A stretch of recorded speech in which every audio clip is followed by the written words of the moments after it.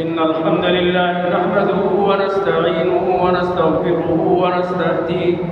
ونؤمن به ونتوكل عليه ونعوذ بالله من شرور أنفسنا ومن سيئات أعمالنا من يهده الله فلا مضل له ومن يضلل فلا هادي له ونشهد أن لا إله إلا الله وحده لا شريك له ونشهد أن سيدنا وسندنا ونبينا وحبيبنا وشفيعنا ومولانا محمدا عبده ورسوله اللهم صل وسلم وبارك وأنعم على عبدك وحبيبك سيدنا ونبينا محمد وعلى آله وصحبه أجمعين. أما بعد فيا عباد الله أوصيكم ونفسي بتقوى الله عز وجل في السر والعلن فإن التقوى ملاك الحسنات كلها. فقال عز من قائل عليما يا أيها الذين آمنوا اتقوا الله حق تقاته ولا تموتن إلا وأنتم مسلمون. يا أيها الناس اتقوا ربكم الذي خلقكم من نفس واحدة وخلق منها زوجها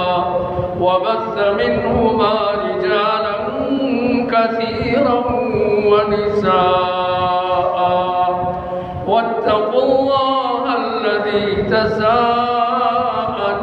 به والأرحام إن الله كان عليكم رقيبا. يا أيها الذين آمنوا اتقوا الله وقولوا قولا سديدا يصلح لكم أعمالكم ويغفر لكم ذنوبكم ومن يطع الله ورسوله فقد فاز فوزا عظيما. وقال النبي صلى الله عليه وسلم إنما الأعمال بالنيات وإنما لكل امرئ ما نوى فمن كانت هجرته إلى الله ورسوله فهجرته إلى الله ورسوله ومن كانت هجرته إلى دنيا يصيبها أو امرأة ينكحها فهجرته إلى ما هاجر إليه أو كما قال عليه الصلاة والسلام. أقول قولي هذا وأستغفر الله لي ولكم ولسائر المسلمين من كل ذنب فاستغفروه إنه هو الغفور الرحيم.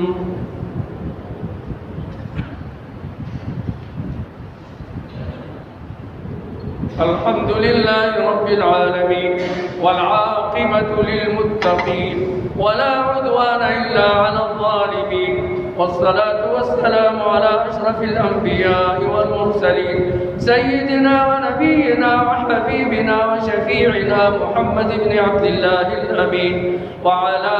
آله وصحبه الغر الميامين وعلى من تبعهم واهتدى بهديهم إلى يوم الدين.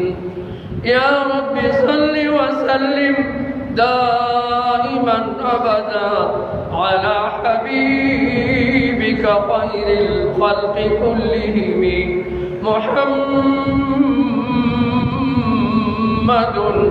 محمد سيد الكونين والثقلين والفريقين من عرب ومن عجم. وقال حسان بن ثابت رضي الله تعالى عنه في مدح النبي المختار وأحسن منك لم تر قط عيني وأجمل منك لم تلد النساء خلقت مبرأ من كل عيب كأنك قد خلقت كما تشاء إن الله وملائكته يصلون على النبي يا أيها الذين آمنوا صلوا عليه وسلموا تسليما اللهم صل وسلم وبارك وأنعم على عبدك وحبيبك سيدنا ونبينا محمد وعلى آله وصحبه أجمعين اللهم أعز الإسلام والمسلمين وأذل الشرك والمشركين ودمر أعداء الدين اللهم اغفر لنا وارحمنا وعافنا واعف عنا اللهم اغفر لنا ولآبائنا وأمهاتنا اللهم انصر عبادك المجاهدين اللهم انصرهم وأيدهم واربط على قلوبهم وقو شوكتهم يا قوي يا عزيز اللهم ارفع عنا الوباء والبلاء وسائر الأسقام والفتن ما ظهر منها وما بطن اذكروا الله العظيم الجليل يذكركم واشكروه على نعمه يزدكم ولذكر الله تعالى أعلى وأجل وأتم وأهم وأكبر والله